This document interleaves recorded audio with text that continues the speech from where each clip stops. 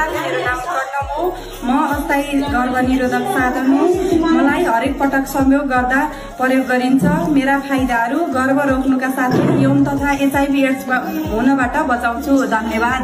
नमस्कार, मेरो नाम पिर्स हो। म गर्भनिरोधकको अस्थायी साधन हुँ। मलाई महिनावारी भएको 5 दिनभित्रमा प्रयोग गर्नुपर्दछ। मेरा सामान्य असरहरूमा वाकवाकी लाग्ने, टाउको दुख्ने, महिनावारी हुँदाखेरि बिचमा रगत देखा पर्ने र तौल घटबड हुने हुन्छ। मेरा फाइदाहरूमा गर्भ रोक्नुका साथसाथै पाठेघरको मुखको क्यान्सरबाट बचाउँछु। धन्यवाद।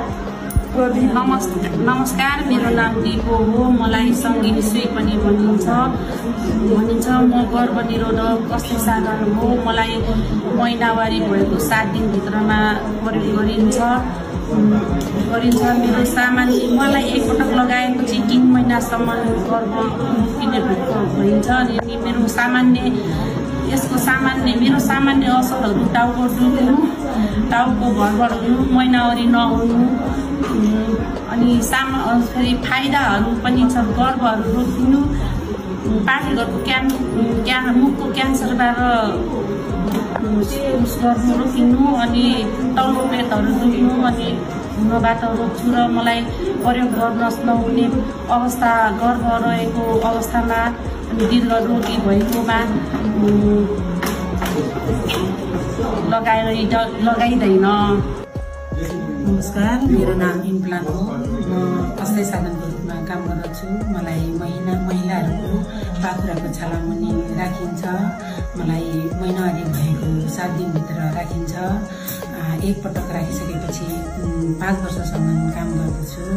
मेरा असरहरू महिनावारी गडबडी हुनु, वाकक्ति लाउनु, टाउको दुख्नु, टाउमा गडबड हुनु।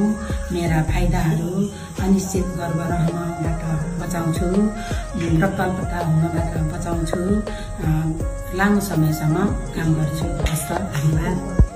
नमस्कार, मेरो नाम आयुषी हो। म गर्भनिरोधका अस्थायी साधनहरूको रूपमा काम गर्दछु। मैले एकपटक लगाइसकेपछि 12 वर्षसम्म काम गर्दछु। मलाई महिनावारी भएको 7 दिनभित्र प्रयोग गर्नुपर्दछ। मेरा सामान्य असरहरू महिनावारीको बीचमा रगत देखा पर्नुका साथै तल्लो पेट दुख्ने गर्दछ। मेरा फाइदाहरू मैले औषधि वा हर्मोन नहुने हुँदा औषधि वा हर्मोनले असर गर्ने महिलाहरूको लागि उपयुक्त हुन्छु।